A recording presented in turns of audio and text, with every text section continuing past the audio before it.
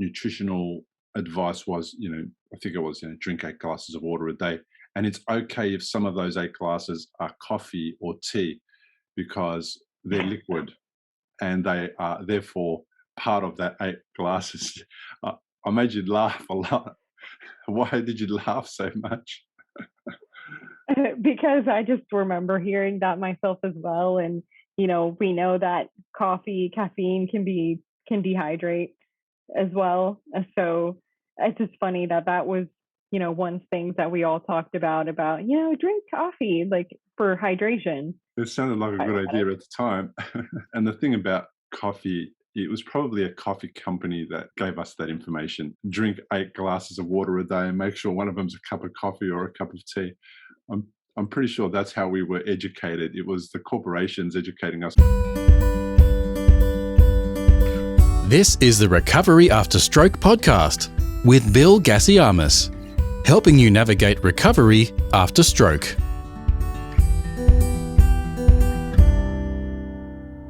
Hello and welcome to Recovery After Stroke, a podcast full of answers, advice and practical tools for stroke survivors to help you take back your life after a stroke and build a stronger future. I'm your host, 3 times stroke survivor, Bill Gassiamis. After my own life was turned upside down and I went from being an active father to being stuck in hospital, I knew if I wanted to get back to the life I loved before, my recovery was up to me. After years of researching and discovering, I learned how to heal my brain and rebuild a healthier and happier life than I ever dreamed possible. And now I've made it my mission to empower other stroke survivors like you to recover faster, achieve your goals, and take back the freedom you deserve. If you enjoy this episode and want more resources, accessible training, and a hands-on support, check out my Recovery After Stroke membership community. Created especially for stroke survivors and caregivers, this is your clear pathway to transform your symptoms, reduce your anxiety, and navigate your journey to recovery with confidence. Head to recoveryafterstroke.com to find out more after this podcast. But for now, let's dive in to today's episode. This is episode 158, and my guest today is chiropractic doctor Michelle Eisenmann. In this episode, we'll be talking about the link between gut health and brain health and how a healthy gut is important in stroke recovery. Dr. Michelle Eisenmann, welcome to the podcast. Hi, thanks for having me. Oh my God, thank you for being here. Your Instagram is one of my favorite channels, and we're going to get into why in a little while. But before we talk about what made me contact you, tell me a little bit about the work that you do. Yeah, so I am currently a chiropractor in the great state of Texas. I have a master's degree in clinical neurology, and I have fellowship studies also with traumatic brain injury patients. I work with the military population. Mainly, I've worked with civilians as well, but I focus a lot of my work on blast injury, traumatic brain injury patients. I worked with post-stroke as well as vestibular and dizziness. And now I have started, and that I do that all clinically in a clinical setting. But I have now also started a side business for myself called Brain Charge. And I have created that business because I noticed that there's a big gap in between people going to different clinics, whether they be traditional or medicine or whether they be more alternative types of medicine. That you don't really get a handbook after a brain injury as to how to reintegrate back into life. And quality of life really suffers from that. And although a lot of people have the sentiment of being very happy with their symptoms decreasing after experiencing certain treatments, we don't really have that transition to going back home. And so with that side business that I call Brain Charge on purpose, because I say brain in charge, you are in charge of your brain. I do teach and I coach people on how to do habits, sleep, any supplements that they need, toxins, exposure, exercise, pretty much anything more lifestyle oriented so that people can get a good handle on themselves and then just keep moving on and improving with quality of life. But that's a big gap that I saw in every single aspect of self-care. So you're a chiropractor, Yes, I am. and then you did a master's Yes, in neurology, correct. and then how do you have the time to do all of that kind of stuff? Come on, I mean that's too much study for one person. What led you from chiropractic to neurology? I kind of get the link, but tell me why you moved from that path to neurology. That's a great question. When I was younger, when I was in college, I shadowed a neurologist and a physiatrist here in Dallas, Texas. They were very reputable, and my desire to help people with brain injuries really comes from my mom. She is a 3-time cancer survivor. Chemotherapy did a number on her and her brain too, as many other cancer survivors. I have a grandfather that served in the military and had blast injury exposures. And so I really wanted to help people like them improve quality of life. As I was shadowing these doctors, I thought that my only option was to become a neurologist or a physiatrist. And they sat me down one day and they said, "Hey, just to let you know, if I could re-choose my profession, I would." That was pretty shocking to me. Um, at the time, I was a little immature, so I didn't think that that was coming from a loving perspective. I immediately thought that, and I was like, "Oh, they just don't want me to be successful," right? But after I started listening a little bit more, I started realizing that there are different ways to help people, and there's not just one singular way. And so from there, I always knew that I wanted to go into neuroscience. I always knew I loved neurology. But that's how I found chiropractic. I started finding people that were doing functional neurology and these functional aspects of neuroscience that really were in tune with quality of life, which is what I saw a decrease in from my mom, from my grandfather, and myself after some experiences I've had as well. And that's how I went into chiropractic, really. Okay, so tell me about what functional neurology is. That's a new term for a lot of people. So give us a bit Yeah. of a explanation on what that is. So there is a lot of back and forth on the name functional neurology. Some people have a good connotation or bad connotation with it. I can tell you what it means to me. It's pretty much just clinical neurology. Functional neurology is seeing different symptoms and tracing them back to the function of the brain and the function associated in that brain area localization. A really good example of this for as eye movements. So I know a lot of people are very in tune when it comes to speech or eye movements and these specific functions that are actually tied to specific areas of the brain. And so as a functional neurologist or clinical neurologist, however you want to name it, if you're more on the rehabilitation side of neurology, something that you do a lot is pinpoint symptoms to functions of the brain and find ways to rehab it while using neuroplasticity as a basis and a foundation for it. Okay, that seems logical.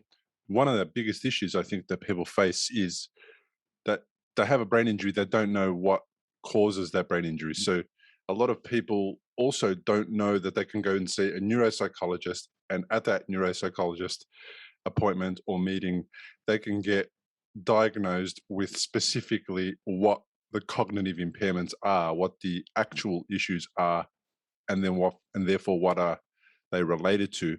But often in that, at least in my experience with a neuropsych assessment in Australia, the issue was that even though I had the evaluation, the report was handed over to, say, a rehabilitation hospital where they rehabilitated me, but they never had the conversation with me, which was, these are the results, and it says that the issue with your speech is coming from this part of the brain which has been affected, and this is how it has been affected, and this is how we can retrain that to get it back, for example. There was none of that deep dive into the challenges that I'm facing and why I'm facing them and how to recover them. So I like that functional approach that you're talking about. I think it's really useful, especially for caregivers who need to understand what's going on with their loved one and don't understand why they're doing something or how something is happening and how they're going to retrain it. They know that they've got to do rehab, but they don't know the purpose of rehab. They don't know what's behind it. And that's, I think, another conversation that would perhaps motivate people to rehabilitate their or their speech in a particular, in a more nuanced, fine-tuned kind of way, I think, that Yeah. feels like it's more informative. Yeah. So that's funny that you say that. I actually really encourage caregivers, spouses, any kind of person involved to be a part of the clinical aspect or this more lifestyle driven online business I have, because I always say this to my clients and patients, like, knowledge equals understanding. And when you understand, you can actually properly heal. And I do agree with you that most of this aspect of functional neurology really comes a lot with understanding how the brain functions and just doing things for it, because there's no monopoly on health. There's no monopoly on brain health. Everyone has a brain. I don't know anyone that doesn't have one. So everyone can learn how to use their brains, and especially the brain injury community that has a specific interest in optimizing their brain function. My brother used to tell me I didn't have a brain, and I had to have brain surgery to prove to him that I did. And Sounds he's like wrong. a sibling thing, though. Yeah, he's wrong. It's not true, Harry. I have got a brain. Um,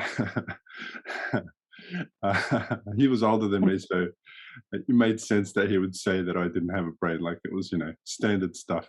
So you got like the younger brother stuff. Yeah, yeah. And I showed him, let me tell you. um, okay, I'm loving that. So, one of the uh, big challenges that people face is that don't, up until recently, there hasn't been a lot of information about actually what the brain is actually linked to. And it's on your head. It's discussed in medicine as a specialty. We're going to speak to the neurologist about your brain. We're going to speak to the cardiologist about your heart, the gastroenterologist about the gut. And it's kind of been separated from the rest of the body, the head, in a way which I think has created misunderstanding in the general population about how they're all linked. Now, the brain is linked to the rest of the body via the vagus nerve and via the spine and the cerebrospinal fluid and all those things that are necessary for the brain to actually take part in running things in our body. I call it the supercomputer. It has the responsibility to modulate and run and send signals and messages and receive signals and messages and process them and do all sorts of things. And one of the things that I noticed immediately after I became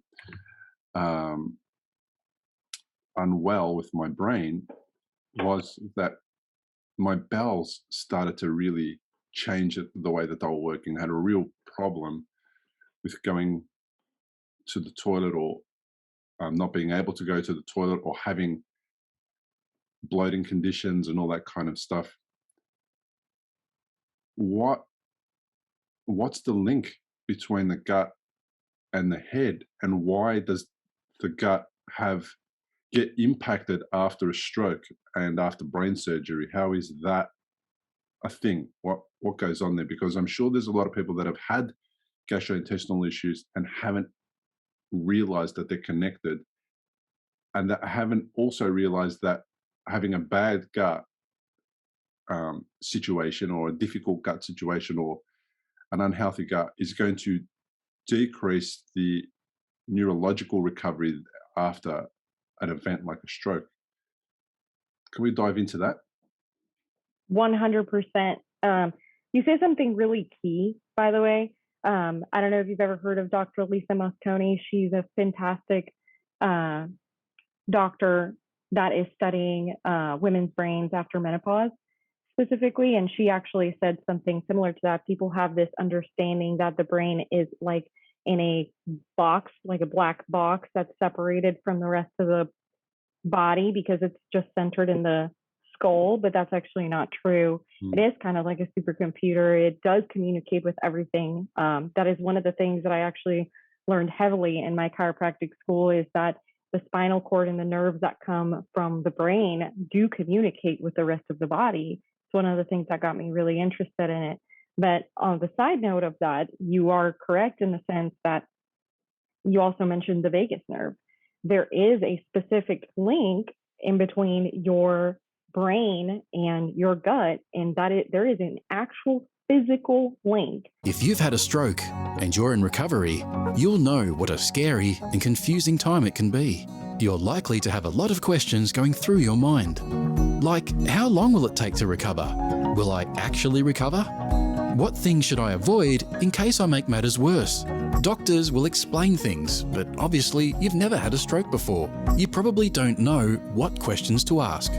If this is you, you may be missing out on doing things that could help speed up your recovery. If you're finding yourself in that situation, stop worrying and head to recoveryafterstroke.com, where you can download a guide that will help you.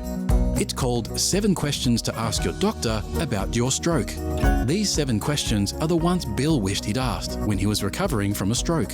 They'll not only help you better understand your condition, they'll help you take a more active role in your recovery. Head to the website now, recoveryafterstroke.com, and download the guide. It's free. In between your central nervous system and your enteric nervous system, which is more the nervous system that regulates gut motility and ghrelin secretions to tell you if you're satiated or not. Permeability is something that can happen as well. One of the things that I want to dive into a little bit more is the area from which that nerve actually comes out of. Is called the brainstem. One of the things that happens often in strokes and brain injuries is, first, if you have a traumatic brain injury, whether it be like a physical one, whether it be translational or rotational, there's usually always an issue in the brainstem, always. Also, if you have a stroke, sometimes you have a lot of brainstem involvement, even if it may be hemispheric. There is something called, maybe butchering this, but called diastasis or diathesis, one of those two. I've heard both terms. I don't know. I knew 2 languages, but maybe not that one. The issue with that is that if one area of the brain is damaged, the other area that has a connection to it may also suffer damage because it's no longer supplying information to that area. I love that. Yes, as a connection and a feedback. I'm going to interfere there. I'm going to interrupt there because that's a really key, important point. So what you're saying is there's communication pathways through the vagus nerve, it's called the vagus nerve because I think in Latin that represents the wandering nerve because it goes to all parts of the body, to all the organs, to the eyes, to every aspect of the body. So what happens is there's damage up in the brain.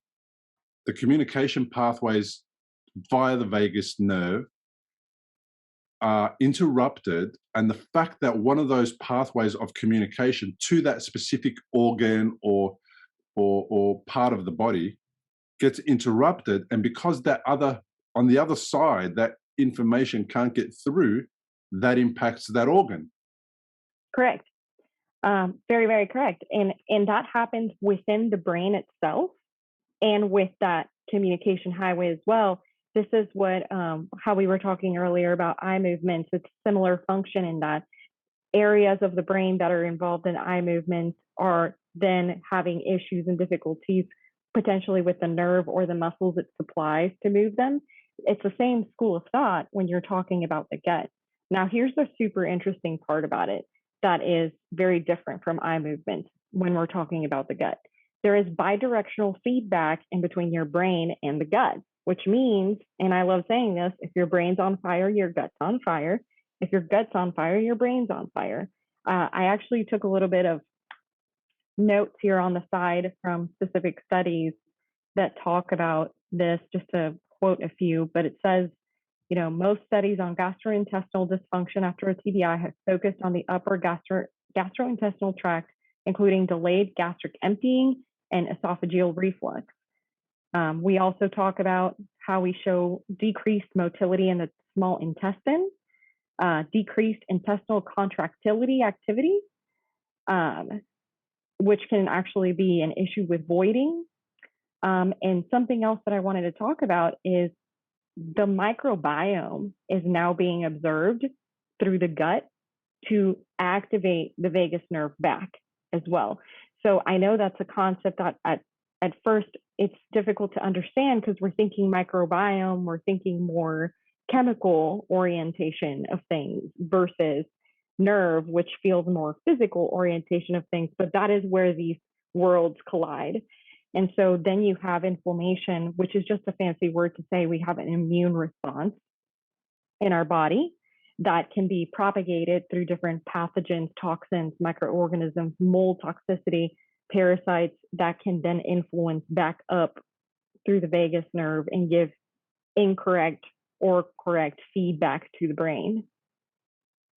Yeah, it makes complete sense to me. I've spent a lot of time since about 2012 looking into this and learning about it and seeing what I can find online about it. And we're starting to talk, the medical community is starting to talk about the gut as the second brain. And a lot of people don't realize that the gut has neurons. It has about the same amount of neurons as a cat's brain, which is several hundred million. And therefore, if you just take that little bit of information and get curious about what could that mean, to me, when I heard that, what it means is it has a level of intelligence. And that's the part that refers back to those comments that we make in our conversations, such as, I've got butterflies in my stomach, or I followed my gut instinct, or I didn't have the guts to do this. And in those moments of conversation, if you ever catch yourself talking about your gut in your conversation, it would be good to step back and go, okay, why am I saying that? What does that actually mean? What am I trying to elicit here? Is it some kind of a spell that I was under? How did I get to that point where I'm using parts of my body to describe in a sentence that describes how I was feeling? Like, the other conversation that we have sometimes is, I wear my heart on my sleeve. We say stuff like that, or I followed my heart. Well, what does that even mean? Did the heart go for a walk and you thought you'd follow it? What does that mean? So I love the fact that science is moving in that path of describing the gut as more than just a tube where stuff goes in and poop comes out. It's not that at all. It is such a bad, it had been given such a bad rap, all these years. But the reality is that what's in your gastrointestinal tract is in fact not in your body, because it's supposed to be extracting nutrients and getting rid of the waste. But the permeability, which is something you touched on a little bit ago, actually is starting to allow some toxins and some waste to enter into the body, causing challenges like rheumatoid arthritis, causing challenges like all sorts of things, and a path to healing some of those conditions is healing the gut. Mm-hmm. At the same time, if you're healing your gut, you're actually healing your brain. So let's talk about what permeability is, what happens to the gut that makes it permeable, how that also interferes with those signals, and let's give people a bit of an understanding of why it's important to take nutrition seriously and to stop eating certain foods after stroke or after some kind of a neurological condition. Yeah. So that's great. I feel like a lot of people have heard the term leaky gut. Yes. So I love and hate buzzwords love the fact that it's becoming common knowledge, hate the fact that sometimes we have an association to it that's maybe incorrect. So what I want people to understand is that if you look at my fingers right now and you think of them as the internal lining of your gut, this is the protective barrier that you have in between your absorption of good nutrients and the toxins that can then flow out. Well, we have these tight junctions that are regulated by, you know, different channels, and tight junctions literally in between every single cell that forms the gut lining. And things like, and I'm not anti-medication, just to let you know, but things like consistent and overuse of antibiotics, potential birth control, bad processed foods, high fructose corn syrup, all of these undigestible types of materials, even products we use in our skin, like pegs. Gluten. Huh? Gluten. Yeah, that can all really affect our gut lining. And especially after a brain injury, which the bidirectional feedback through the vagus nerve may not be going as well, that influences our gut microbiome. Now we're really harming it. So now we're seeing how lifestyle factors and brain injury factors can cause just a perfect storm into these tight junctions to start opening. And these zonulin channels are no longer very good. And that's why it's called leaky gut, because things can leak through. And what happens is as things leak through that they're not supposed to, the most common ones talked about are gluten and casein for dairy and wheat, which is why it's usually recommended to avoid. It may not be a forever thing for everyone, but some people, depending on your antibody response, like TPO antibodies or cerebellar antibodies, you may need to, that makes an immune response. And then you start seeing things like abdominal distension. Then you start seeing things like constipation, diarrhea. Then now it no longer becomes just a secular brain, RA, eye issue, brain issue. Now all of a sudden we have a connection with everything. Lo and behold, everything works together. The whole system gets impacted and thrown out of position. And if anyone has ever had a gut issue, and let's just say it's a diarrhea incident, you can't think straight. All you're thinking about during that incident is to make sure that you're somewhere where you can extract that stuff out of your body, and hopefully that is a toilet somewhere where it's safe to do so and private, right? But if you're out in public and you've got that going on, and you need to find a toilet and you can't get there, think about how hard it is to actually operate your brain in any capacity, in any other way other than to find somewhere to extract that stuff from the body,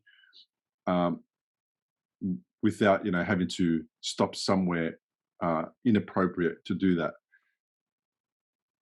When the gut is involved in dealing with an issue, bloating or constipation or something like that, it impacts the way the brain works. It impacts what you can do. It impacts how you think. It impacts your mood. It impacts everything. And it's a real great way to counteract mood dysfunction, to counteract energy levels, to support all the things that we need to get better after a neurological event. And people miss it. They miss it because of that conversation that we had earlier where the head's separated, etc. And they don't understand deeply that it's connected with the head and the heart through the vagus nerve. And they don't understand any of those connections, and they don't understand how the gut helps to support the immune system, and it also helps to create neurotransmitters, the ones that we need in our head to feel good, like dopamine and serotonin. So can we discuss a little bit about some of the things that the gut does that people haven't associated with good health and good mood and good neurological function? What are some of its core tasks that it does other than take food, process it, get the nutrients out, and then expel the waste? Yeah, so that's great. I mean, one of the things that you really already touched on that for me is the most important one is the aid in being able to create neurotransmitters. Um, that's honestly, neurotransmitters is a fancy word for saying hormones. They're just a different area of the body, so we have named them something else. But being able to have that ability of being satiated, of being happy, of maintaining energy levels when it comes to mitochondrial health, I think is the number one thing that we can talk about our gut specifically about. Our mitochondria are really the building blocks of everything that we do. And I don't think people understand how important constipation, diarrhea specifically are as a sign of mitochondrial health that come directly from gut health in itself. So what people need to understand is that in order for your nerve cells to actually function properly, they need to have specific things. One of them being glucose, which comes from absorption of nutrients. So I think that, and I was talking to someone about this the other day too, there has just been such a mass marketing model out there in the world that for a specific point in given time, I didn't even realize, and I, have done this. I used to drink a cherry Coke a day, and I used to not really understand how that really affected me because it just was a normal thing. I never thought about what it was doing to my gut. Now that I understand the difference into it, I can actually feed it things to give me proper mitochondrial function, which is the number one thing other than the neurotransmitters that I think people need to understand how important it is to feed yourself healthy. Because if you don't have good mitochondrial function, that immediately goes into brain fog, it immediately goes into fatigue, immune susceptibility, autoimmune disorders, and so on, really. Yeah. You drink a cherry Coke. You used to drink a cherry Coke a day. I used to drink Coke a day, 1 can of Coke a day, and 2 and 3 and 4 and 1 liter and whatever. It didn't ever stop. It was just the go-to. It was always the thing that we got. And I'll drink. I haven't had one for I don't know how many years, but if I drink a little bit every once in a while, and I'm talking about a little bit, I feel it entering my body. Like I feel it entering my blood, my veins. I can actually feel it coming through, which is something that I find really strange and bizarre because I never noticed it before. But now I notice it if I have a high fructose drink or sugary meal or something like that. I immediately notice it and I can feel it going into my brain. It's such a strange thing to notice, but that's my favorite part about this stuff, though. It's you don't know until you know. Yeah. You really don't, and your brain will not understand what life is like without it. Because I hear that often too with people that leave gluten for a long time that do have gluten sensitivity or non-celiac gluten sensitivity. They say, "Well, now I eat gluten, and that's a big issue that I have noticed a pushback on. Well, now I eat gluten, and I would get symptoms I didn't used to get before." No, you were chronically inflamed before, and now your brain knows what that side of health is of less inflammation. So now you notice the difference in between it. That's such a profound statement that you just made. If I took a piece of sticky tape and stuck it on your forehead, and it was there for 20 years, it would just become part of your forehead. You wouldn't know the difference. It was always there, and you would look at it and go, "Yeah, it's always been there. I mean, I haven't noticed it, or it doesn't bother me. It doesn't get in the way." And then one day you take it off, and that part of your skin is a different color to the other part of your skin because it's never seen the sun. And then you notice it, and that's basically what it's like. And it's like, wow, there's a bit of skin under that piece of tape. What is that doing there? Oh, it's always been there, and I've never noticed it before. That's the kind of analogy that I use to explain that. It just takes a moment to remove something, and then you start to see what's really going on underneath, what is really happening. And with food sensitivities, it's exactly what you said. Is I had food sensitivities my entire life. I just didn't know that there were food sensitivities because my mum described it differently. She called me sensitive. She said my stomach is a little bit off, that type of thing. She always downplayed it because my parents never wanted to conclude that their food, which was all healthy. My mum never ate out, and she never let us eat out and any of that stuff. But she wanted to conclude that her food was healthy food, and it was quote unquote healthy. But some of those foods didn't agree with me, and one of them was gluten. 100% didn't agree with me, and wheat used to bloat me. And then on top of that, I used to drink sugary, high fructose corn syrup drinks, and I was just throwing so much stuff in there that were running amok and causing problems that I couldn't pinpoint which one it was, because I never really paid attention to the order in which a symptom occurred. I didn't realize that, oh, I had a really soft, fluffy white piece of bread, and then I had a Coke, and then something happened. I always blamed it to the thing I had before that, because I never saw bread as problematic. I never looked at it and thought, this thing could be impacting my health. How do you conclude that? Every time I've ever heard somebody speak about bread, they always spoke about it, in an ad, which was about how amazing it was. It was soft as anything, and you could have it on a sandwich, or you could toast it, or you could do this with it. And it's, how could this thing be terrible for me? But in fact, it was. And removing it from my diet not only decreased the inflammation and helped me lose weight, it also allowed me to switch my brain on. My brain, that's how I call it, like it properly switched on. And it was one of the key things that I think progressed my recovery.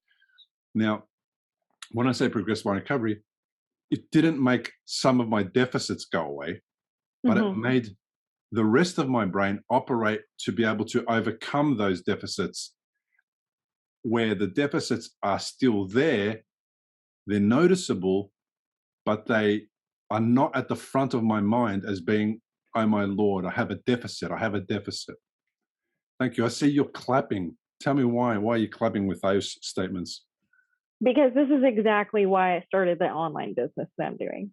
Because people, and I don't mean this to dog on people at all. If anything, I think people are the victims in this situation. I think large corporations tend to include different advertisements that also provide misinformation, that brainwash, pun intended, people literally into thinking that health and lifestyle are secular, and that's not true. And so for you to say, hey, it didn't cure me, but it gave me the ability, something that's in my control to do, that's empowering. Yeah. That is so empowering to know that you were able to do something for yourself, to be able to overcome certain aspects of your life. And that's what I was saying in the beginning of the podcast too, is that some people don't realize that after they leave a clinic or a treatment or a rehab facility or a hospital, what they do at home can really severely undo or worsen some of their factors, or it can really give them that boost that you just perfectly explained right there. They don't realize that they're going to undo the harm and go back to undo the good and go back to the harm that they were creating for their body themselves in the past. But now it's actually more serious harm that you're creating, because you're intervening in the recovery of your brain health in a negative way, and you have to be responsible for the part that you play, and you've got to, that's the only way you take control back of your life. And it's not only what you consume food wise, it's also what you consume on social media. It's what you consume on the television, on the news, because if you're consuming things that make you stressed and stress you out, that is also impacting your body in a negative way, and it's impacting your brain in a negative way, and it's impacting your gut in a negative way. We know that stress impacts the gut. If you're having a very stressful moment, I can ask you to describe how you're feeling in the gut, and you'll say it's tight, it's full of knots, all sorts of things. So we have to become evolved after brain surgery. We're already physically evolved because of this thing that happened in our head, but then we've also got to become spiritually, emotionally, and more knowledgeable. And we have to shift all at the same time, but not together, but one thing at a time. The thing that you'll become aware of right now, the thing that triggered you in this podcast episode might be the one thing that you just start off, do that, focus on that, learn about that, understand how that's impacting you, and then take the next thing that comes up in your journey and then focus on that. And slowly, slowly you add all those little bits and pieces of the puzzle together. And now instead of creating an environment that can cause harm, you're creating an environment that can cause wellness. And that's what I did. I was responsible for part of my issue with my head, which was a bleed from a arteriovenous malformation. I was responsible for part of that because my lifestyle didn't support keeping that faulty blood vessel as healthy as possible for as long as possible. My lifestyle included smoking and drinking. It included a lot of stress and consuming foods that were not appropriate for good health. So shifting that and doing the opposite of those things meant that now I was actually contributing to good health. And I was supporting my brain from healing, and I was supporting my blood vessels so that they're all strong and healthy for as long as I possibly can, because I didn't want to be responsible again in the future or play a part in another bleed or another health condition. I got away with this one, a beauty as far as I'm concerned. I could have been dead, but I'm not. So I'm not going to be the one who contributes to my disease or my ill health or my death in the future. That's the way I see it. I love that. That is 100% exactly how I feel about it too. You have a part to play in it, and why not? If it's under your control, who are you going to trust with your health? Yourself. So that's really good. And it's under your control because you can do it from home. It doesn't cost anything. All you have to do is transform the type of food that you eat and understand that what you're doing is nourishing your body. It's like a car. If we put terrible fuel in our car, it's not going to get the result that we want. It's going to stop working, and it's going to blow smoke, and it's not going to sound right. So we have to operate that car with the fuel that was intended to go into that car so that it operates optimally. And then through the year, we have to replace things. We have to replace the things that wear out, but most importantly, we have to change the oil. If we don't do that, it won't run optimally. So we spend in Australia anywhere between $20,000 and $150,000 or $200,000 on a car, and no one I know has spent $200,000 on their health. Yeah. And yeah. And they have a great looking car, and they get it washed every week, and they get it polished, and they clean the tires and the wheels, and if it gets damaged, they get it repaired and all sorts of things. And I don't know anyone that's spent $200,000 on their health, except the people that are sick and now have got no other option but to spend money that they would rather have put into a car. And I'm one of those people, because just being at home for the 7 or 8 years before I was able to fully get back into work, if I'm being conservative, it cost me $500,000. Yeah. Just being at home. And that's not what it would have cost if I was in a medical system like you guys have in America, which meant that the insurance runs out a certain point in time, and then I'm stuck with a massive bill. I'm lucky in that part. So I can't believe how expensive it is to actually have a neurological issue. It is. I would so rather expensive. avoid the money. It's so expensive to get to that part, which is why I love when people like you are talking about the things that you can do at home, because I mean, sunlight, if there's sunlight outside, that's UV rays. Those are good for you. Those, what you decide to put in your mouth, like how much water you're drinking. And I know it can be super overwhelming because I love talking about the simplicities and the complexity. I said, what are you doing? What?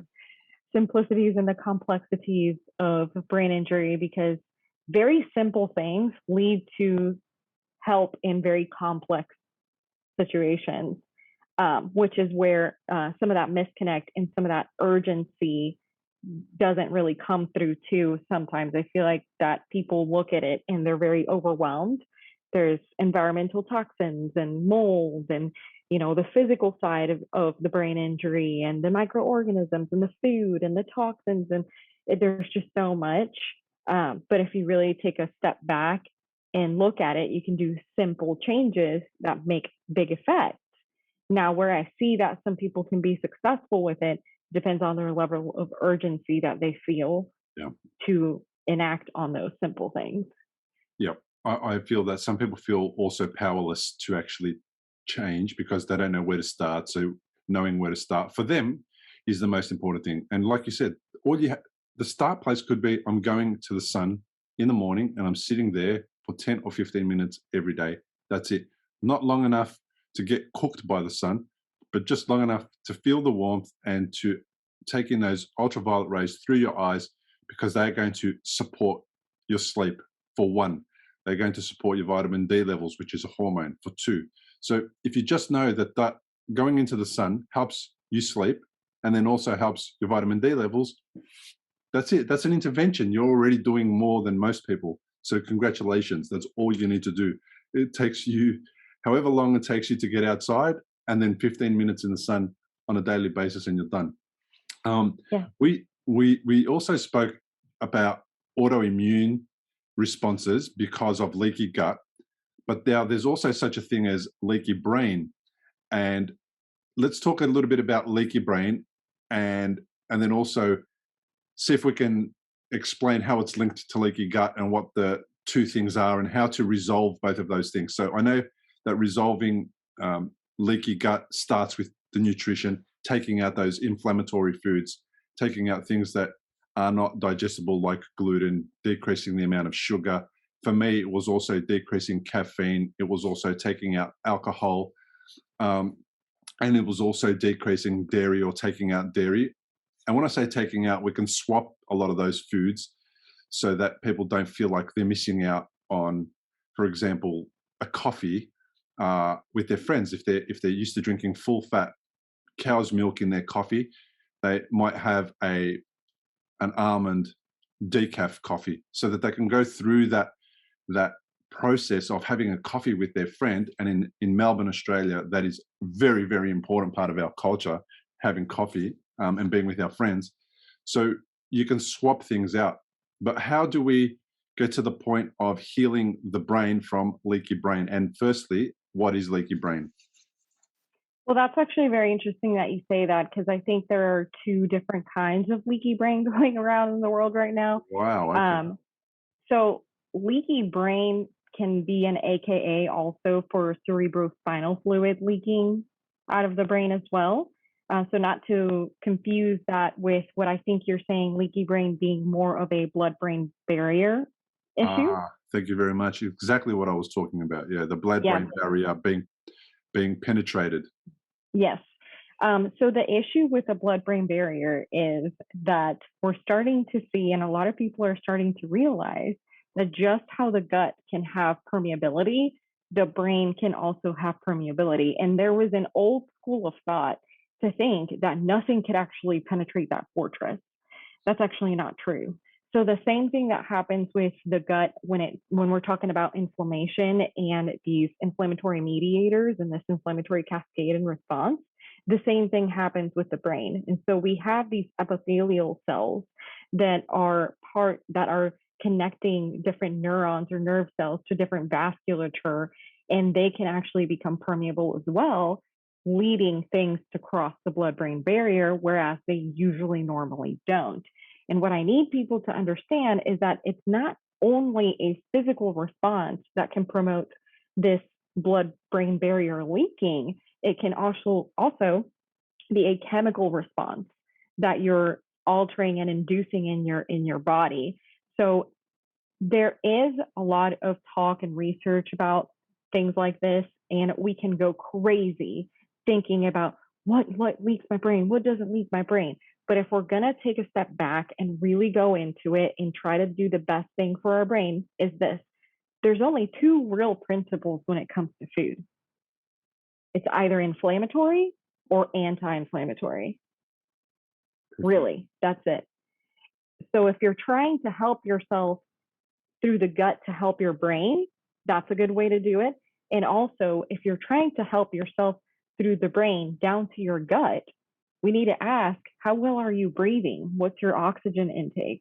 Are you exposing yourself to mycotoxins? Those are things that can actually cross the blood-brain barrier. Even certain things like different foods, there are berries are actually known to cross the blood-brain barrier without it being permeable or destructive, and can actually decrease oxidative stress in our brains. So that's what I was saying, more on like the simplicity versus the complexity, because these sound like really big words and really complex mechanisms, but we are designed really to have everything influence us. And so what activities are you choosing to do? Is watching TV, like you said, going to be inflammatory or anti-inflammatory? Are foods inflammatory or anti-inflammatory? Our aerobic capacity, if you're going to exercise, is that exercise? Why are you doing the exercise? Are you doing it to check it off a list and say, I moved today? Or are you doing it with an intention behind it? And so intentionality comes a lot with brain health. Is a 40K marathon supportive of your health or not supportive of your health? Yes, it's a great thing to tick off and say that you did, and it's a great personal achievement, accomplishment. But at some point, perhaps you're doing too many marathons per year, and it's impacting your body in a negative way, whether it's your joints or whether it's your muscles, I'm not sure what, or your tendons. It potentially could be a negative thing. Also, you spoke briefly about breathing. Is part of the breathing that you're doing, including breathing in chemicals via a cigarette, is that an optimal way to support the brain? It's definitely not. And we know that about cigarettes now. And also alcohol. I know that alcohol can interfere with the gut, the balance in the gut, because alcohol, just by its nature, it kills bacteria. So if you put a lot of alcohol in your gut, you're impacting the bacteria that's in your gut, and you're throwing the balance off. And then the gut balance, if it's getting impacted by dairy at the same time, and if it's getting impacted by gluten at the same time, well, it's got to bounce back from 3 different types of things on a regular basis that are happening to it to put the balance out, to throw the balance out. So I love what you said, that there's 2 types of food. There's either inflammatory food or there's anti-inflammatory food. And there's another little thing that people can do, is they can do a little bit of research on their computer and find out whether the food they're eating is inflammatory or anti-inflammatory. And if it's inflammatory or has the tendency to create an inflammatory response, there could be something that you swap out for something that is not inflammatory.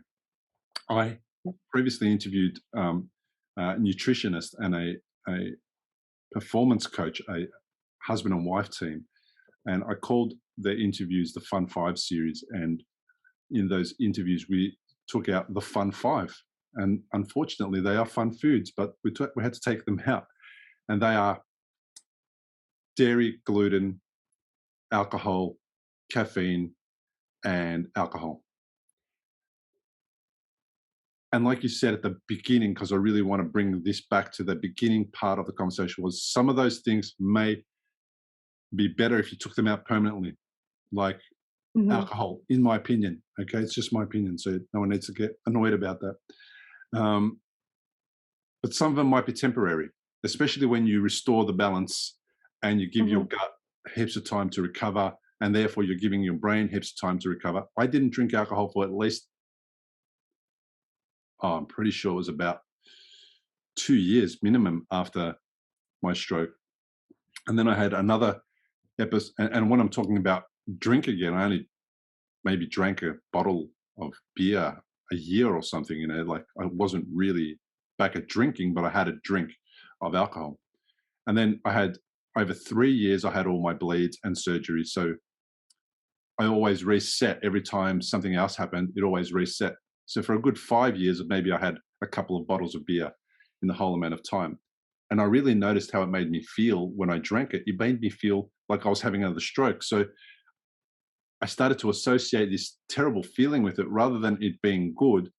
and everyone else is enjoying it at the table, I'm drinking it and doing it just for them, and I'm not enjoying it. And I'm feeling drunk after half a beer, and now I'm the joke of the table, and I'm playing on that to say, guys, I'm already drunk. I'm a one drink wonder, I can't do this anymore.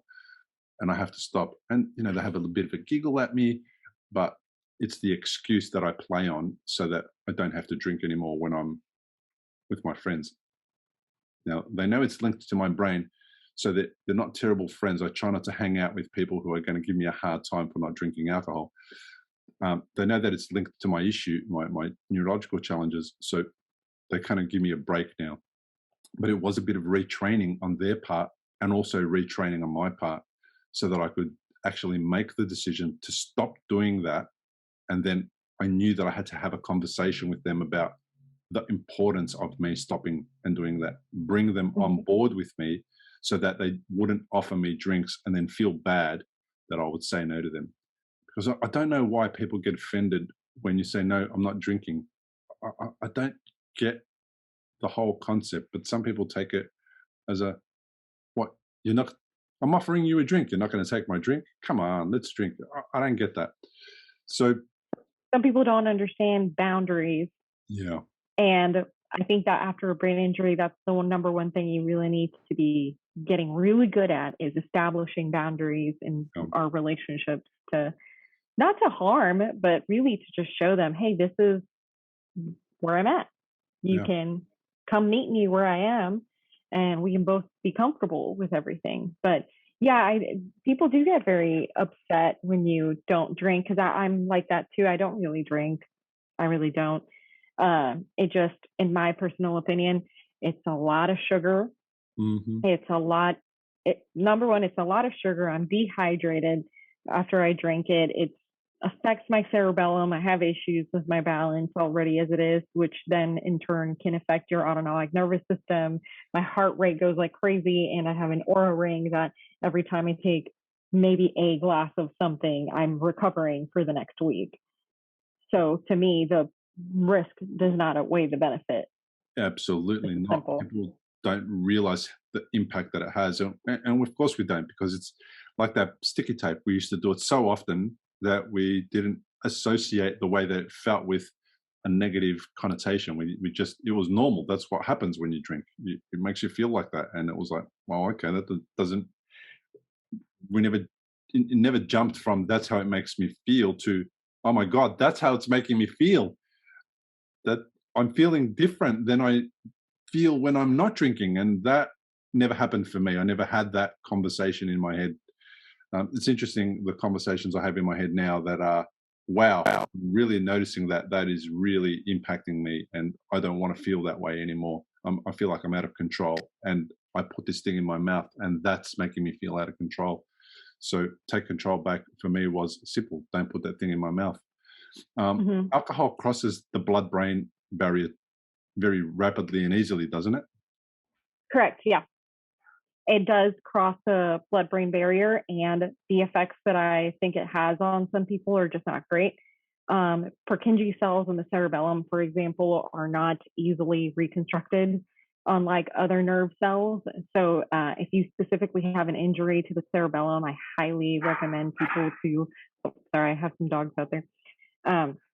Highly recommend them to not do certain activities that will harm their cerebellum, like alcohol consumption, for example. But it does, and it just decreases, and tying it back to what we were talking about with the leaky brain and leaky gut, alcohol specifically, not only does it also harm your microbiome, but it also can dehydrate you. So if you don't already drink enough water per day, now you're constipated, now you have bad, your brain and your body are starving for water, because our brain is what, I think the statistic is around 80% average made out of water. You're starving yourself out of water, you're drinking sugar, you're screwing up your microbiome, and you're decreasing oxygenation to your brain. Yeah, I hear, I'm remembering now something that I've heard in the past. The new nutritional advice was, I think it was, drink 8 glasses of water a day. and it's okay if some of those 8 glasses are coffee or tea because they're liquid and they are therefore part of that 8 glasses. I made you laugh a lot. Why did you laugh so much? Because I just remember hearing that myself as well. And, we know that caffeine can dehydrate as well. So it's just funny that was, one thing that we all talked about, drink coffee, like for hydration. It's oxy. It sounded like a good idea at the time. Yeah. I mean, I'm a coffee lover. I'm from Puerto Rico. So it's a big cultural thing. Yes. It sure is. And the thing about coffee, it was probably a coffee company that gave us that information and released That's awesome. that drink 8 glasses of water a day and make sure one of them's a cup of coffee or a cup of tea. I'm pretty sure that's how we were educated. It was the corporations educating us on how amazing their cigarette was, or how amazing their inflammatory breakfast cereal was, and all that kind of stuff. It's hilarious that we take that information in the cheapest, most efficient way for us is we sit in front of a TV, we'll let them program us, and then we resist the change, the shift from what we were taught all these years from these advertising campaigns. We resist it, some people to the extent where it ends up killing them, and food can kill us as well as nourish us and keep us healthy. And we've seen what cigarettes can do. And I used to smoke, so I'm talking as an ex-smoker. But one of my friends who was dead against it, but probably, was the only one who had the guts to say so. Every time he saw me put a cigarette on my mouth, he would say, "That thing's going to kill you one day." And I was like, "Yeah, I'll worry about it then."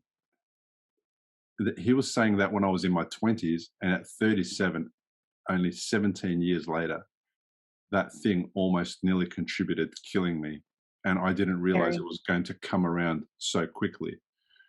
And I probably regret not listening to my wise 20-year-old mate at the time, who never put one in his mouth and never considered putting one in his mouth.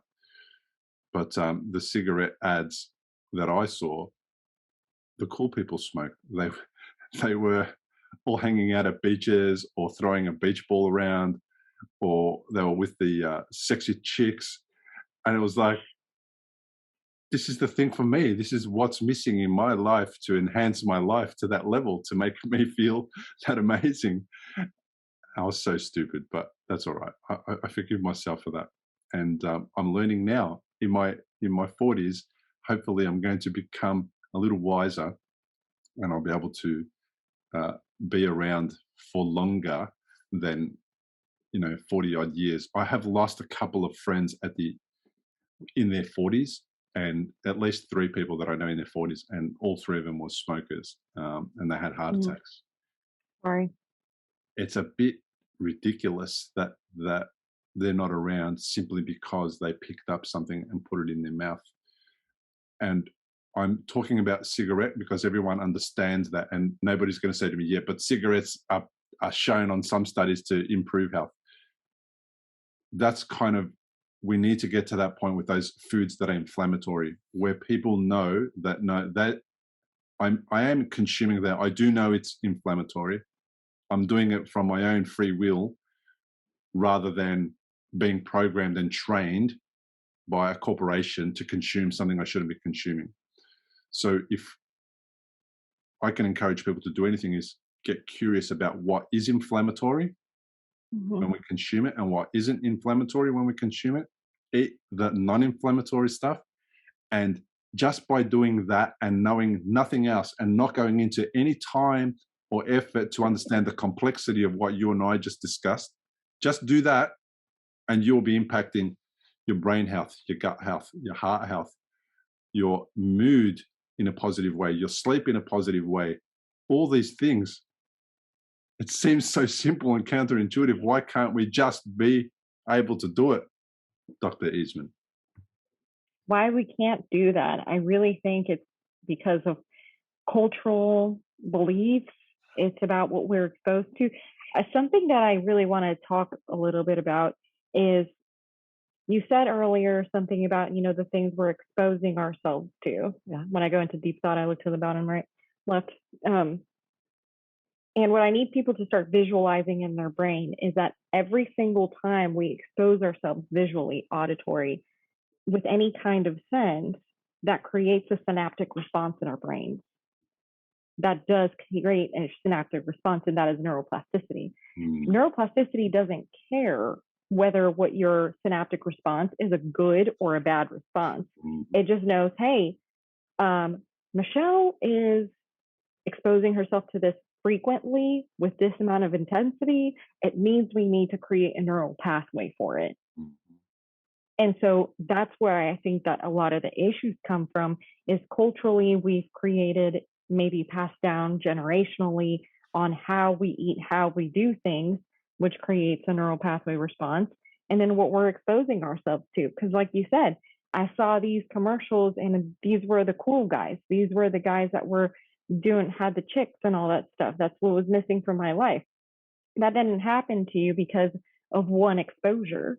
That happened to you from exposure to exposure to exposure to exposure, which is then why your brain is then recognizing, yes, in order for association, happy faces, missing link, need to do this, desire, dopamine, reward, then you start doing the activity, reward, reward, reward. But what people need to do also is take heart that healthy foods can be really good too. Absolutely. Yeah, surround yourself with people that are wanting to create change in their life, as opposed to if you are a person that's trying to combat brain injury and you are not currently surrounded by a community or guidance right now to help you with that, you are setting yourself up for failure because everything is currently designed. Right now, I'm hopeful that that'll change in the future, but it is currently not designed for brain health. And so what you're exposing yourself, your brain will literally believe whatever you tell it or whatever it sees. So that's why it's so important to really be mindful as to choose as to what we expose ourselves to, because it will create a synaptic response. It's so powerful that it can override the feedback from my lungs when I was inhaling the cigarette, the feedback from my lungs when I was coughing, when I was feeling lightheaded or terrible in the morning and had to clear mucus and all that kind of stuff out of my chest and my throat and all that type of thing. It was that strong that it overrode that response. Yeah, I know you're coughing up a lung, but think about the chicks that you're going to have. I know you're coughing up a lung, but think about how good you're going to look at the beach when you're running around throwing a beach ball around the place. It was such a weird thing that for more than 20 years I smoked. By the time I got to the age of 37, I had smoked for more than half my life. And Wow. it was never once considered to be something that I needed to stop at all. It never once entered my mind. And we used to talk about it from time to time, and I would say, oh, I'm not ready to stop yet. I'll stop later on down the track. Anyway, I did stop later on down the track, and I stopped for a very dramatic reason. And I never thought it would be that dramatic. The reason that I stopped, I thought I was just going to stop when I felt like it, when I had enough. But I wasn't ever I never found myself at that point where I'd had enough. I love what you said about neurological pathways and neuroplasticity, because that's so true. It's whatever we focus on, we get. So if we have behavioral patterns that keep us in a bad mood, if we have behavioral patterns that don't support recovery, we're implanting behavioral patterns that are going to make recovery and a better mood harder and harder to achieve. And with sometimes people hear about positive response to neuroplasticity, but there's also negative neuroplasticity. That's how I describe it to people. And just be aware whether the plasticity that you're creating is a positive version or a negative version, similar to the foods. Are the foods inflammatory or non-inflammatory? Now, not to say that you're not going to, from time to time, create a negative neurological response by doing something 2 or 3 times, but having awareness that I'm doing that and that's not a good outcome. I don't want to be doing that going into the future. Let me stop that now early on so that it's easy to stop, and let me shift that behavior so it's easy now. Then I don't have to worry about undoing that behavior later. So this has been a fascinating conversation. It's really lovely to get somebody on the podcast who deeply understands these topics and can speak to them. I know we only touched the surface because these are not 1 hour topics. These are very deep dive type of discussions, but we've broken it down very simply so that at the end, we said, if you just go outside and get some sun, that's going to get you a good response in your sleep and your vitamin D levels immediately, 10, 15 minutes in the sun. And then we also said, if you just learn which foods are inflammatory and which are anti-inflammatory and do that, you're going to impact positively the whole system. Yeah. Isn't that amazing? Mm-hmm. Yeah, it can be just as simple as that. And then from there, from some of these people that feel, okay, well, I do that. I already know. I already eat all the anti-inflammatory foods. Well, then that is just a stair step into working with someone to try to figure out a root cause for something. So for those people that may feel discouraged about that because they feel like they're already there, just know that that's just the starting point. That's not the end point. That's it. And you're doing good work already. You're supporting the person who's going to help you take it to the next level. So on that note, where could people find out a little bit more about you or get in touch with you from? So honestly, right now, the best way to reach me is through my Instagram page. We talked a little bit about it. It's the Brainfluencer. There's a reason and a rhyme for that name, and I guess people are just going to have to go to my page to figure it out. But yeah, that's the best way to reach me right now. I really use Instagram as a tool and a medium of communication with people. And until then, I'm working on a website and I'm working on some other things to be a little bit more accessible. But as of right now, that has turned out to be one of the best tools I've ever had. Yeah, your influence, you're real cool, Dr. Eisenmann. You're going to be an influencer in the brain space. I mean, wow, what a thing to influence. I mean, because the Kardashians have already got influencing people on that other stuff already done. So there's no point doing that anymore. Your Instagram is really very cool. I'll have the links so people can find it easier. If they go to this episode on recoveryafterstroke.com, they'll be able to get to your links. But you post some real simple things. You know, you've got a photo there of The Brain That Changes Itself by Norman Doidge. You've got great guy. Yeah. Have you met Norman? Mm-hmm. You have. Well, I need you to help me meet him as well, hopefully online, but we'll talk about that later. And then we can also, you've also got another book out there, How to Feed a Brain. So one of my favorite authors, Dr. Datis Karazian, one of my most favorite authors, because he knows the link about thyroid disorders and brain health, brain fog. And I had a thyroid disorder, which was impacting my brain health and my brain fog after brain surgery. And I thought that the fatigue was as a result of the brain surgery. And it had been 18 months or so. And we discovered that through his work, I discovered that, in fact, the condition was a thyroid condition. And I went and got that resolved, and I decreased my level of fatigue. So I was being impacted by fatigue by these two pathways, the brain injury and my thyroid at the same time. And the thyroid issue only became apparent after the brain issue. And Datis Karazian is an absolute genius in the way he describes things to simplify it down for people like me, who at the beginning of the journey, you don't know the words and you don't know how to absorb this information. And I also see Dr. David Perlmutter's name on that book as well. Yeah. Wow. And Dr. David Perlmutter was one of the first books I read, which was, I think he wrote Eat Fat, Get Thin. Or was that Mark Hyman? No, Dr. David Perlmutter wrote Grain Brain. Grain Brain, yeah. That's the one that he wrote. Yeah. And and Dr. Mark Hyman wrote Eat Fat, Get Thin. So just by going to your Insta page, people are actually going to be able to see things there that are really helpful and beneficial, tools that they can buy, have delivered to their home, and if they're the reading kind, they can read them. If they have neurological problems, they'll find those books. So if they have reading issues, they'll find those books on audio as well. I'm pretty sure they'll be able to get them on Audible or something like that.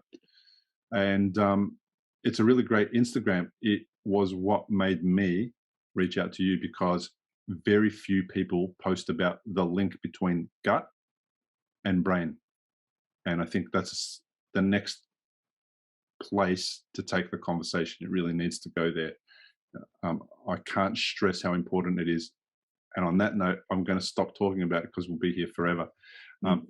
Thank you so much for being on the podcast. I really appreciate you sharing your knowledge with us.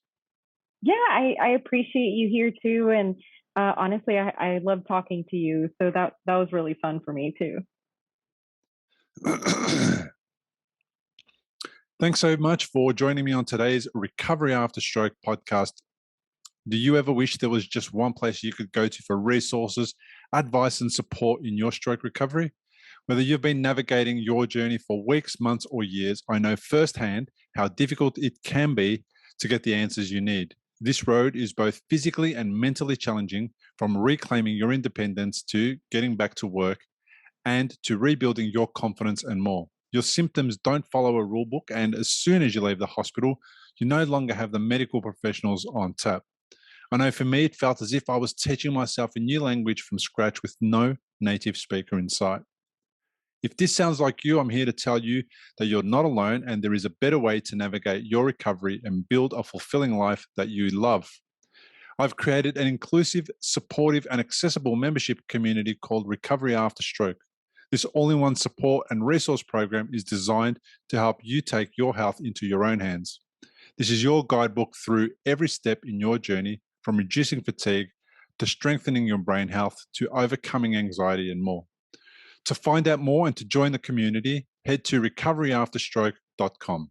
See you next time. Importantly, we present many podcasts designed to give you an insight and understanding into the experiences of other individuals. Opinions and treatment protocols discussed during any podcast are the individual's own experience, and we do not necessarily share the same opinion, nor do we recommend any treatment protocol discussed. All content on this website and any linked blog, podcast, or video material controlled this website or content is created and produced for informational purposes only and is largely based on the personal experience of Bill Gassiamis. The content is intended to complement your medical treatment and support healing. It is not intended to be a substitute for professional medical advice and should not be relied on as health advice. The information is general and may not be suitable for your personal injuries, circumstances, or health objectives. Do not use our content as a standalone resource to diagnose, treat, cure, or prevent any disease for therapeutic purposes or as a substitute for the advice of a health professional. Never delay seeking advice or disregard the advice of a medical professional, your doctor, or your rehabilitation